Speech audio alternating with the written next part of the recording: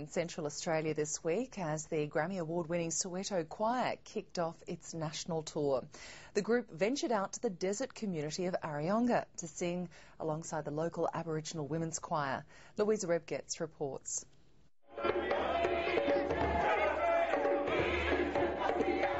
say it was a bit spiritual for me. I admire God's creation a lot. The venue we performed at today, it was something that we've never done before, and the echoing sounds of the venue were very nice. It was very nice, and we really enjoyed ourselves. The spectacular caves of Areyonga are a long way from the famous stages the Soweto Choir has become accustomed to. Made up of African gospel singers, the group is renowned around the world.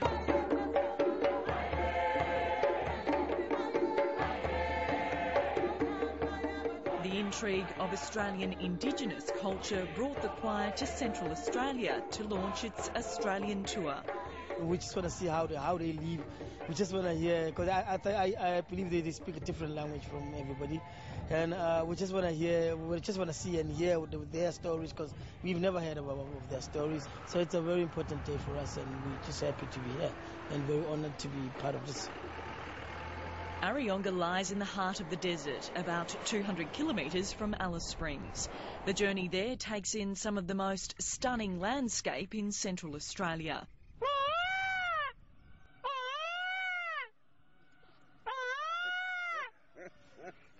Hello. The Soweto Choir was invited here because of Areyonga's choral heritage.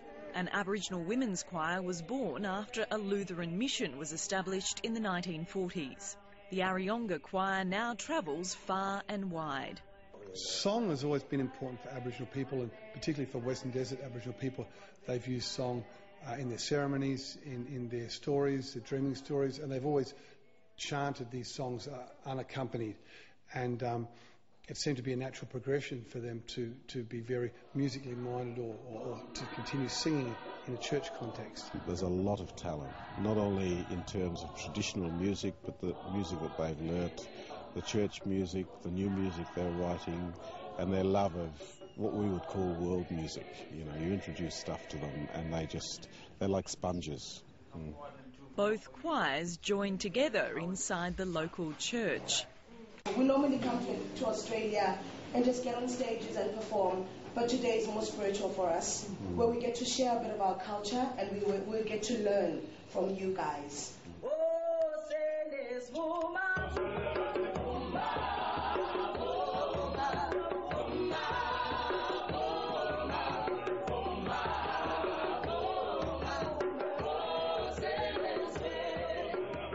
The Soweto Choir workshopped with the local women. So now you must be proud when you sing the song. You must do the step, as Lucy said, and just enjoy yourself, because that's part of our culture. Singing in the choir can bring the young people to the Lord and to, get the family together and make it strong. And so they can have respect for us and we respect them. These guys were good. We did a song, actually 2 songs with them. I enjoyed working with them. I think they've got the best soprano ever, because they can reach on the high notes. It's just that they're a bit shy, but we took that out of them actually. It certainly wasn't one-way learning. Painted up with ochre, the young and old were keen to show the visitors their traditional ways. The Aboriginal children were in turn mesmerised by the skills of the Africans. It's an amazing experience for the kids, especially given that most of our kids haven't been seen beyond Alice Springs. They're seeing a people that are very proud of their culture, that are very proud, and it gives our kids a message that they should be proud of their culture and that other people will value it and be interested in it. They're very spiritual people, and they are so much into culture, and we did a lot of things with them today. I ate the honey ant. If we learn each other's musical languages, we find that actually, they're bilingual. Their tonality is bilingual. They can mix and meld. and there is a strength, there is an openness to the way they sing.